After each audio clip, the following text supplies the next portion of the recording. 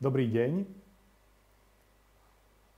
Venujte prosím 6 minút tomuto videu, počas ktorých sa dozviete, čo všetko je pripravené vo vašom internetovom obchode pre vás a pre vašich klientov od verzie 4.0.0. Prvú vec, ktorú sme pripravili pre vás, je responsívny web design.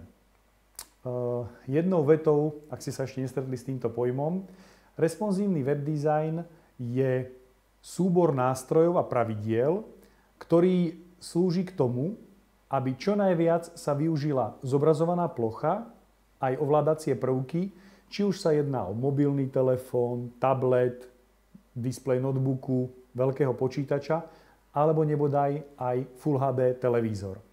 Je lepšie raz vidieť, ako 100-krát počuť. Poprosím kameru.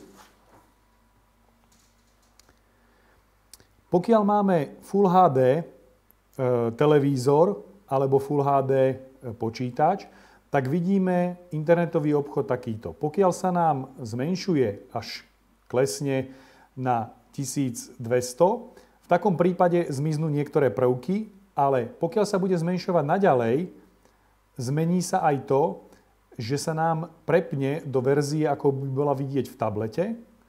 A pokiaľ sa bude naďalej zmenšovať, tak sa zmení na verziu, ako by bola vidieť v notebooku, v mobilnom telefóne. Preto vieme ten istý web zobrazovať v rôznych zariadeniach a každý ovládací prvok je pripravený v každom zariadení. Ďakujem.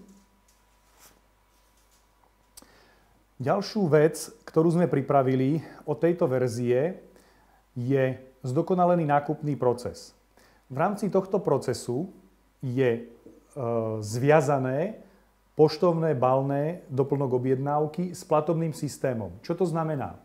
Znamená to, že pokiaľ si klient zvolí dobierku, nie je možné zaplatiť online, pretože bude platiť pri odbere. A naopak. Ďalším prvkom, ktorý sme pripravili pre vás v rámci platobného systému TrustPay, pokiaľ máte aktívny systém TrustPay, zároveň máte disponibilné množstvo, to znamená dostupnosť skladom, a klient si objedná produkt, ktorý nie je skladom, automaticky v nákupnom procese zmizne spôsob online platby, aby klient nemohol zaplatiť cez TrustPay tie položky, ktoré jednoducho nie je možné dodať.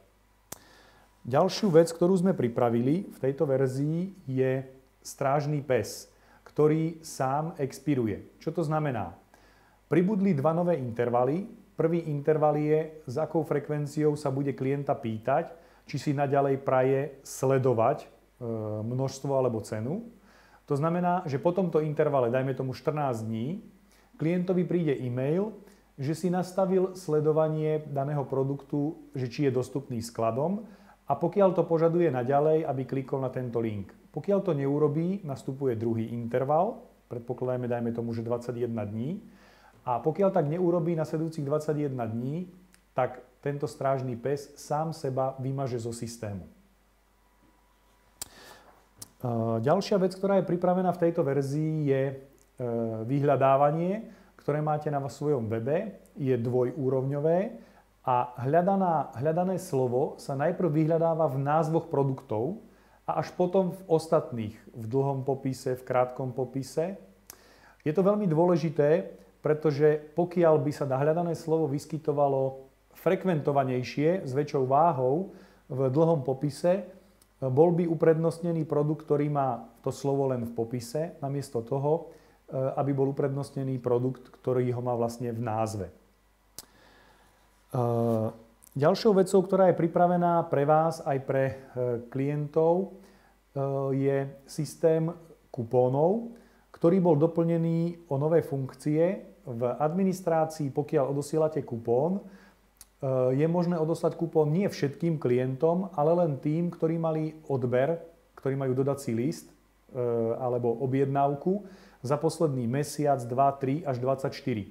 Čiže môžem poslať len klientom za posledného pol roka kupón a nie takým, ktorí nakupovali pred 4 rokmi alebo 3 rokmi. Ďalšou vecou, ktorá je pripravená v rámci kupónov, je tá, že pokiaľ si aktivujem odoslanie kupónu pri schválení, pri vybavení objednávky, tak keď prejde objednávka do stavu vybavená, ponúkne sa administrátorovi odoslať klientovi kupón. Vyjde mu ponuka všetkých aktuálne platných kupónov a on si vyberie a odošle klientovi kupón. V najbližších dňoch vám bude preklopená táto verzia, to znamená, že vy budete mať túto verziu internetového obchodu aktívnu, ale váš dizajn sa nijako nezmení. Je to z toho dôvodu, že nie je možné, aby sme vám vymenili váš súčasný internetový obchod do responsívneho vizuálu, pretože je dôležitá obojstranná komunikácia a niektoré prvky, ktoré teraz sa vo vašom obchode nachádzajú, nie je možné, aby existovali a fungovali v takom rozložení v priestore, ako fungujú dnes v mobilnom telefóne a tablete, kde máme oveľa menej priestoru na realizáciu funkčnosti. Preto vás prosím, odpovedzte na tento e-mail a dajte nám vedieť, kedy vám najviac vyhovuje prejsť na nový vizuál, aby sme sa vedeli pripraviť a nachystať tento prechod. Ja vám ďakujem za pozornosť a teším sa znovu na budúce. Ďakujem.